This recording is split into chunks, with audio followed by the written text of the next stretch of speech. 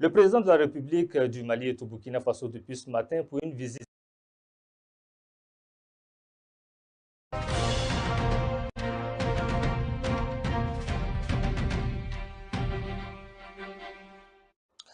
Le président de la République du Mali est au Burkina Faso depuis ce matin pour une visite de travail d'amitié avec son frère du Burkina Faso, le capitaine Ibrahim Traoré. C'est inédit, c'est tout un événement car c'est une première sortie du président Goïta dans la zone AES. Mais pourquoi le choix du Burkina Faso? C'est là toute la question. Et selon certains détracteurs du pouvoir en place au Burkina Faso, le colonel Goïta est venu soutenir son frère du Burkina Faso qui fait face à une crise interne sous le couvert de la coopération. On en parle dans cette édition spéciale. Mesdames et messieurs, bonsoir et soyez les bienvenus. Pour les clés de lecture, je suis en compagnie de Assamadou Guiré et les membres de la Société burkinabé de géopolitique. Bonsoir, monsieur Guiré. Bonsoir, monsieur Dabira, et bonsoir, mon très cher doyen Labidi, ici présent. Je suis également en compagnie de Labidi Nabaye, le porte-parole de Faso Cause. Bonsoir, monsieur Labidi. Bonsoir, M. Dabiré, bonsoir, jeune patriote Guiré, et bonsoir à tous les téléspectateurs de C360. Alors, M. Labidi, je vais rester avec vous. Je l'ai dit tantôt, c'est une première sortie du président Goïta dans la zone AES et le choix porté sur le Burkina Faso est un choix anodin, à votre avis? Non, il faut dire tout de suite que c'est un choix stratégique. Un choix stratégique. Oui, et un choix qui vient donner une symbolique historique à la démarche que le Mali a emboîtée depuis l'avènement du président Assimi Goïta à la tête de ce pays. Je l'ai dit quelque part, Assimi Goïta est un précurseur du souverainisme dans le Sahel. Et donc, arriver justement avec ses camarades militaires du Burkina Faso et du Niger à mettre en place l'AES, il était de bon ton que dans cette dynamique de consolidation du tissu et de renforcement et de la collaboration dans cette partie du monde-là, que cette visite se tienne, au moment où beaucoup de détracteurs sont en train de nous sortir une lecture étriquée, une lecture vraiment déviée de la réalité du terrain. Alors, si je suis bien le sens de votre regard, ça aurait pu être une sortie au Niger, tout comme au Burkina Faso, il n'y a pas matière à trouver des poux sur un crâne rasé. Oui, oui, tout à fait. Mais vous savez que les révolutionnaires sont quand même regardants sur une forme de chronologie et sont respectueux de certaines valeurs. Et parmi ces valeurs, il y a justement que le Burkina Faso, après le Mali, est ce pays-là qui a emboîté la même dynamique que le Mali avant que le Niger ne vienne dans cette chronologie des faits. Bien sûr, c'est dans cette chronologie. Il était de bon ton qu'ils viennent d'abord au Burkina Faso et sans nul doute, dans les jours à venir, il effectuera un déplacement au Niger. Du côté du Niger. Vous savez que beaucoup de nos détracteurs l'ont dit. Voilà, Assimi Goïta, il est silencieux, et c'est cette attitude que les autres présidents de l'AES doivent avoir. C'est un président qui ne se mêle pas de choses bizarres et qui ne se viendrait jamais au Burkina Faso. Nous, on a entendu tout ça. Donc, ça vient clouer au bec. Comme l'a si bien fait cette dernière sortie du président du Faso à la RTB également. Mais bien sûr, vous savez que dans cet environnement et dans cette dynamique-là, il faut toujours laisser l'adversaire, sinon l'ennemi, aller dans tous ses devoirs. Afin de venir l'humilier de la plus belle des manières. Bien sûr. Monsieur Guiré, quelle est la lecture que vous faites sur cette première sortie justement du colonel Goïta au Burkina Faso? Alors, il faut dire que cette visite se tient dans un contexte géopolitique et géostratégique très bouleversé dans la sous-région. Vous savez que ces dernières semaines, nous avons assisté justement à plusieurs types de propagande contre certains États de l'AES, à savoir le Burkina Faso et aussi le Mali. Et comme les communications l'ont si bien souligné avant la visite du président malien, c'est une visite d'amitié et de coopération. Et nous estimons que c'est une visite qui présage beaucoup de grandes décisions. Parce que vous voyez que certains pays côtiers sont dans une posture aujourd'hui de visite à l'extérieur même du continent africain. Et dans l'espace AES, il est normal, il est important que nos présidents, ou du moins nos plus hautes autorités, puissent renforcer les liens de coopération à travers ce type de visite, à travers ce type justement de déplacement, parce que nous pensons que c'est en allant dans cette posture, c'est en allant dans cette perspective que nos peuples se reconnaîtront dans l'amitié, dans la coopération au niveau de l'espace AES et aussi permettre à ce que... Vous avez tantôt parlé d'amitié. Alors, quand on a vu ce matin toute cette foule en liesse accueillir le président Goïta, on va dire effectivement que, en tout cas, l'amitié est au beau fixe entre ces deux pays. Oui, vous savez que l'amitié entre le peuple burkinabé et le peuple malien, c'est une amitié des peuples. Contrairement aux autres amitiés où nous étions dans une posture d'amitié entre les chefs d'État, les syndicats de chefs d'État, aujourd'hui, on a une adhésion populaire dans cette coopération entre les deux peuples, pas seulement entre les deux peuples, au niveau de l'espace aérien, l'espace AES. Vous avez vu que lorsque vous parcourez les rues, ou du moins les ronds-points au niveau du Burkina Faso, vous verrez les drapeaux maliens, vous verrez aussi des drapeaux burkinabés, des drapeaux nigériens, ce qui n'était pas le cas de par le passé, bien vrai que nous étions en coopération avec l'ensemble donc de ces peuples, l'ensemble donc de ces États-là. Donc aujourd'hui, la mobilisation populaire pour l'accueil du président malien est une démonstration de l'adhésion populaire dans cette coopération, dans cette initiative qu'on a appelée AES. Et nous estimons qu'il n'y a pas de raison que toutes les initiatives prises par nos plus hautes autorités, à savoir celle du Mali, celle du Niger et celle du Burkina, ne fassent pas bon feu, ou du moins ne réussissent pas parce que les peuples se reconnaissent dans cette initiative, à savoir l'AES.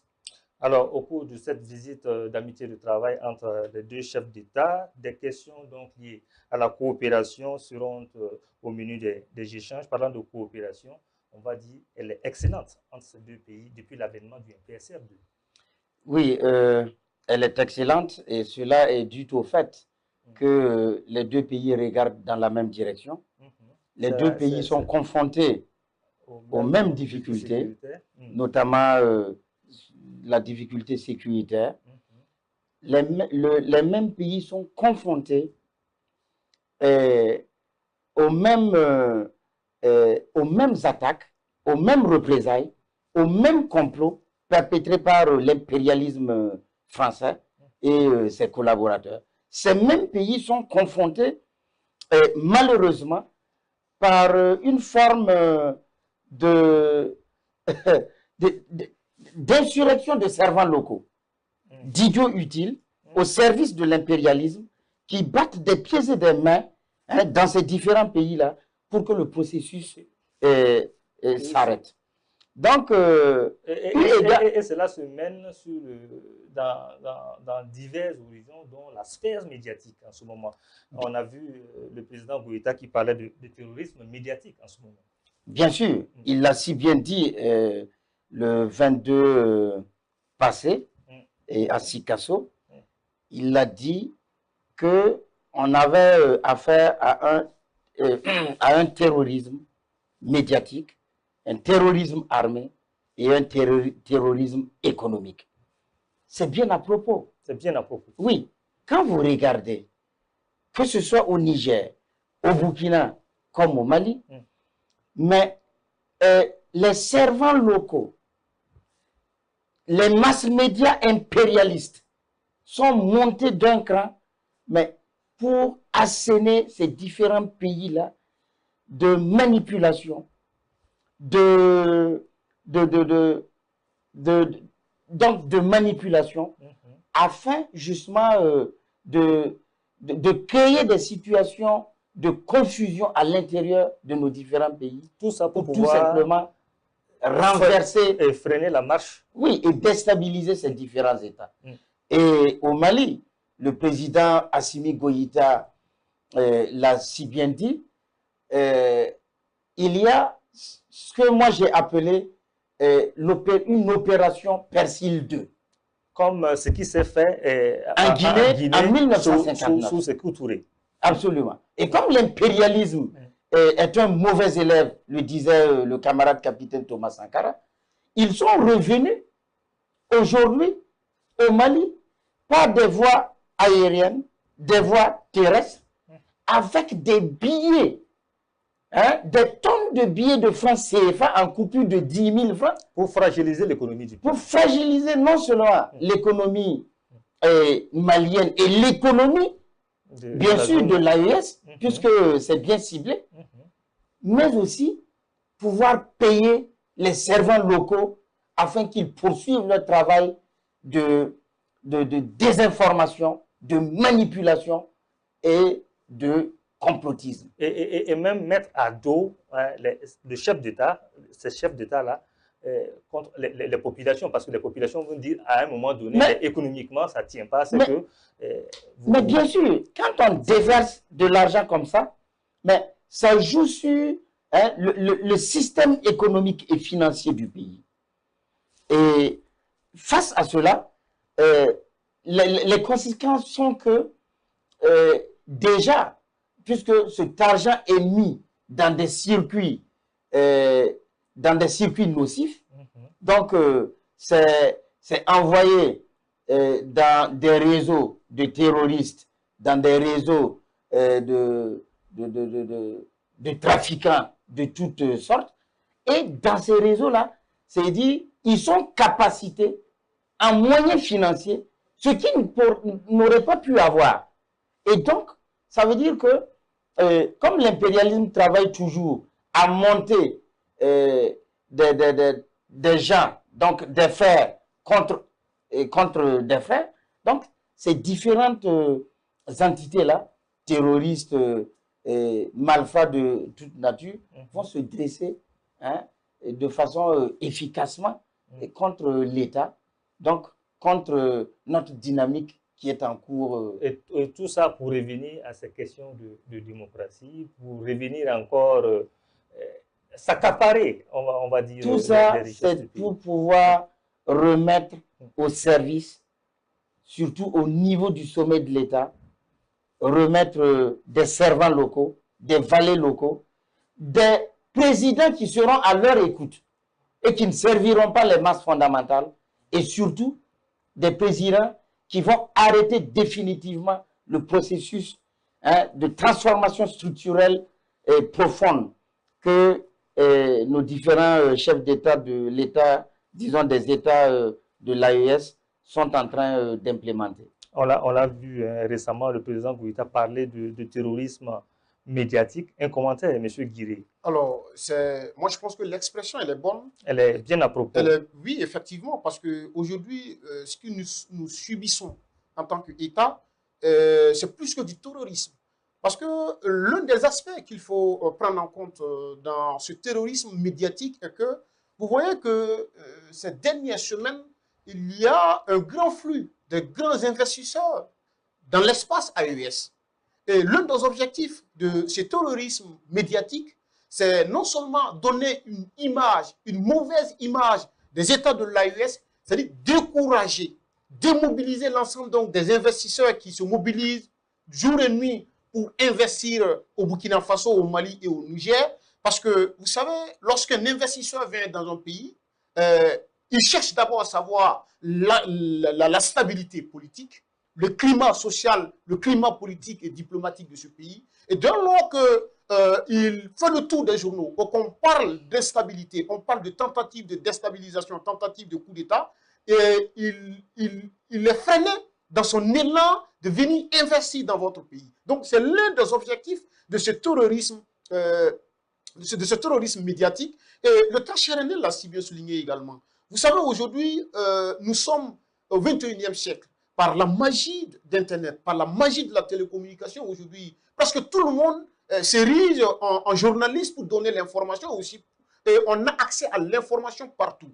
Et ils ont compris cela, ils savent qu'aujourd'hui, c'est par les masses populaires que nos autorités éduquent ou du moins informent le peuple sur les réalités de la dynamique actuelle. Donc, il faut passer par ces mêmes canaux pour non seulement la désinformation, mais puis aussi travailler de sorte à convaincre les peuples que nous sommes sur une mauvaise voie. Et c'est ça aussi l'objectif donc de cette désinformation-là. Et nous estimons que il est de la responsabilité des journalistes patriotes, il est de la responsabilité des intellectuels patriotes de travailler à déconstruire cette désinformation, travailler à déconstruire ce terrorisme médiatique, parce que on vit le terrorisme militaire, le terrorisme avec des armes au niveau donc de nos provinces. Et c'est à nous, naturellement, sur des chaînes de télévision comme C360, de travailler convenablement à déconstruire, justement, à faire barrière à ce terrorisme-là. Parce qu'en réalité, si ils sont montés à ce niveau,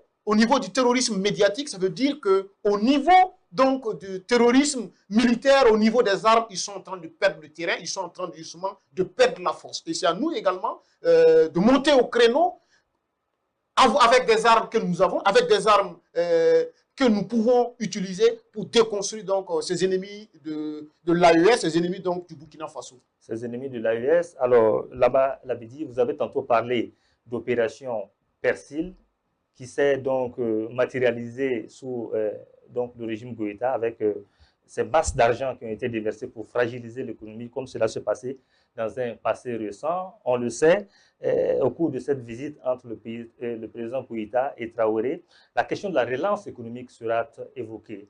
Est-ce que vous pensez également que ça sera l'occasion bien donnée de parler justement de cette nouvelle monnaie de l'AES qui va permettre d'échapper à ces genres de manipulation économique? Oui, mais bien sûr, vous savez que le président colonel Assimi Goïta, faisant le choix de venir chez son frère, le camarade capitaine Ibrahim Traoré, président du Burkina Faso, vient avec, le jeune frère l'a dit, porteur, bien sûr, de plusieurs messages. Et sans dévoiler un certain nombre de choses, il faut de façon assez claire noter que la question économique sera évoquée. La question de ce que l'AES se dote d'une monnaie propre à cette partie du monde-là sera évoquée. La question aussi de structuration d'une armée conjointe, faite de façon endogène, sera aussi à l'ordre du jour. Et revenant à la question économique, il faut tout simplement dire que tout ce que nous vivons, toutes les tractations, tous les diatribes rhétoriques que l'impérialisme nous fait voir, toute cette manipulation et ces tentatives de déstabilisation qu'on nous fait connaître au niveau de l'Alliance des États du Sahel ne s'arrêteront jamais tant que nous ne sortons pas de ce franc CFA. C'est le dernier cordon qui nous reste à couper pour nous libérer totalement de l'emprise néocolonialiste, de l'emprise impérialiste française. Et ça, sans dévoiler certains secrets, un beau matin, nous irons en banque et nous serons justement payés un billet endogène, un billet de l'AES. Et ça sera implémenté immédiatement. Sans quoi les opérations sans quoi, non, ça ne va pas s'arrêter. Dans le but toujours de ternir, de freiner la marche. Mais bien sûr, on le disait tantôt, l'impérialisme est un mauvais élève. Ils ont raté leur coup au Mali de desservir, de verser dans le circuit économique malien des vrais faux billets imprimés par eux-mêmes. Rien ne dit qu'ils ne vont pas essayer au Burkina. Ils vont essayer au Burkina, ils vont essayer au Niger. Mais les terroristes même sont déjà payés par ces billets de banque-là. Les terroristes, que ce soit les terroristes armés et les terroristes informationnels, donc médiatiques, ils sont payés par ces billets de banque que la BCEAO ne reconnaît pas. Alors, très clairement, la monnaie de l'AES, c'est la seule voie pour échapper justement à ce genre d'invasion. C'est le dernier cordon qu'il faut justement couper de façon brutale afin de nous libérer, afin justement de pouvoir voir le processus de souveraineté que nous avons engagé se consolider. Et bien sûr, ça nous permettra aussi, en termes de lutte contre le terrorisme, de pouvoir engranger encore plus de victoires, de pouvoir, au niveau de l'armement, de pouvoir les acquérir de façon beaucoup plus diligente. Parce que dans ce circuit, justement, monétaire où nous passons du CFA à l'euro, c'est même pas à l'euro directement, hein, au franc français avant d'atterrir à l'euro et de rentrer dans leur système SWIFT et autres. Mais dans ce circuit-là, on ne pourra pas avancer.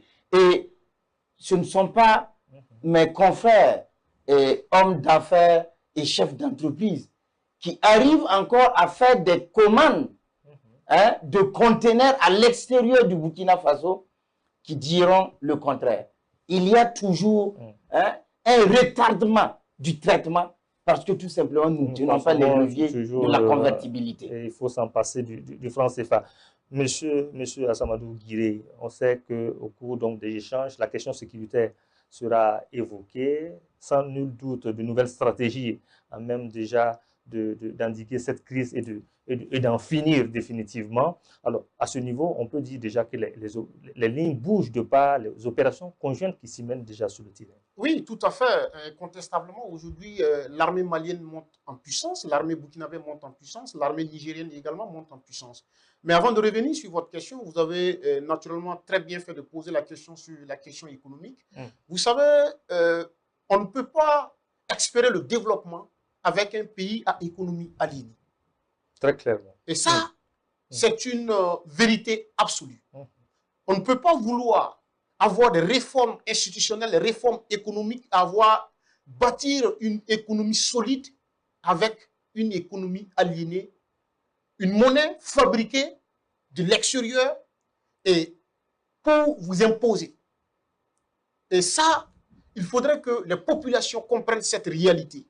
Et aujourd'hui, nous voyons que le capitaine Ibrahim Traoré et ses camarades, nous voyons que le colonel Goïta et le général Abdourahmane Tiani sont dans cette perspective de rompre ce cordon dont le doyen disait. Et nous saluons et nous encourageons cette perspective et cette démarche. De par le passé, l'armée malienne n'osait pas récupérer la ville de Kidal, mais vous avez vu que depuis l'avènement du colonel Assimi Goïta, l'armée malienne a pu reconquérir la ville de Kidal, mais cela a été aussi grâce à la coopération militaire entre nos trois pays, à savoir le Burkina, le Mali et le Niger. Et l'autre élément également qu'il faut comprendre, les ennemis de l'AES avaient prédit ou prédisaient une catastrophe au niveau de l'AES après que nos autorités aient décidé du départ des forces onusiennes au niveau du Mali et même au niveau du Burkina Faso. Vous avez vu que lorsque le capitaine Ibrahim Traoré et ses camarades avaient décidé de faire partie de l'armée française, beaucoup avaient espéré que nous nous retrouverons dans une situation d'insécurité extrême. Mais au contraire, aujourd'hui, vous avez vu que nous avons pu récupérer totalement certaines zones. Nous avons pu également réinstaller plusieurs dizaines, pour ne pas dire plusieurs centaines de villages au niveau du Burkina Faso. Et vous voyez également au niveau du Mali, au niveau du Niger, le travail fantastique qui est fait par l'armée nigérienne. Donc, tous ces éléments montrent qu'aujourd'hui, nos armées, l'AES, à travers la coopération militaire, est arrivée justement à asseoir, à bâtir une coopération qui profite à la sécurité, qui profite au peuple et qui permettra à ce qu'on résolve définitivement le problème de l'insécurité au niveau donc, du Sahel, au niveau du Burkina, au niveau du Niger et aussi au Burkina de façon globale. Alors, Labidi, Assamadou Guiré vient d'insister là-dessus. Sur le terrain sécuritaire, les lignes bougent véritablement pour ce qui est de la zone AES. Alors, quelles sont les chances de réussite de l'AES dans cette lutte contre la désinformation? Parce qu'aujourd'hui, ça rend difficile cette reconquête de nos territoires. Il faut dire que les chances de réussite de l'AES dans le combat contre la désinformation, la manipulation et la guerre informationnelle de façon globale sont très élevées. Il faut déjà dire que les populations, les peuples du Sahel, les peuples du Burkina Faso, du Niger et du Mali comprennent déjà les stratagèmes que l'impérialisme international organise contre leurs différents pays. Et ça c'est déjà une bonne nouvelle. Mais bien sûr, parce que si vous prenez depuis l'avènement du terrorisme dans cette partie du monde, mais le terrorisme n'a fait qu'accroître. Un général américain le disait il n'y a pas longtemps. Les terroristes sont partis de 4% et aujourd'hui on est à 40% de terroristes dans notre zone. Quel saupoudrage ne nous a-t-on pas donné? On nous a parlé d'opérations quoi? De Serval, de Barkhane, de Munissima, de Bourgou, 1, 2, 3, ainsi de suite, de Sabre. Mais tout ça, c'était du saupoudrage qui n'a jamais donné de résultats sur le terrain. Bien au contraire, ça a amenuisé notre capacité endogène de lutter contre le terrorisme et quelque part, ça a permis aux terroristes de se capaciter, de s'organiser et bien sûr de recevoir les moyens que de l'autre côté, par une autre main, l'impérialisme les fournissait. Donc, il faut dire qu'aujourd'hui, nous savons justement leur jeu. Nous savons comment ils dansent. Et dans cette matière-là, au niveau des différents pays, il s'agira de s'attaquer, mais de façon ferme, aux servants locaux. Aux servants locaux. Oui. Si les servants locaux qui servent l'impérialisme français n'arrêtent pas leur propagande négative contre nos différents États, il faudra bien que l'État, même les patriotes, puissent leur opposer une riposte à la taille de leur forfaiture. Nawad Labidi, est-ce qu'on pourrait dire que c'est un défi qui est en train d'être relevé à travers ces différentes sorties aussi de ces chefs d'État qui ne tardent pas, qui ne lésinent pas sur les énergies pour toucher du doigt la manipulation en cours? Mais bien sûr, vous avez face aux affres de l'impérialisme, face à ces stratégies subtiles de désinformation, de guerre cognitive et tout, il faut bien que le discours soit clair. Si au niveau de nos États, nous restons justement laxistes, nous restons muets, ça permet à l'impérialisme de monter, ça permet à la guerre informationnelle de peser lourd du côté justement des valets locaux, du côté des acteurs de cette communication de manipulation, de cette communication qui dessert justement disons les efforts, non seulement de notre armée, les efforts de nos différents présidents. C'est pourquoi, à partir de maintenant, il faut même que nos différents gouvernements soient justement dans une communication aussi prononcée.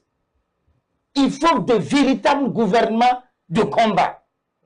Même nos organes législatifs là. Mais il faut que les députés soient des députés de combat.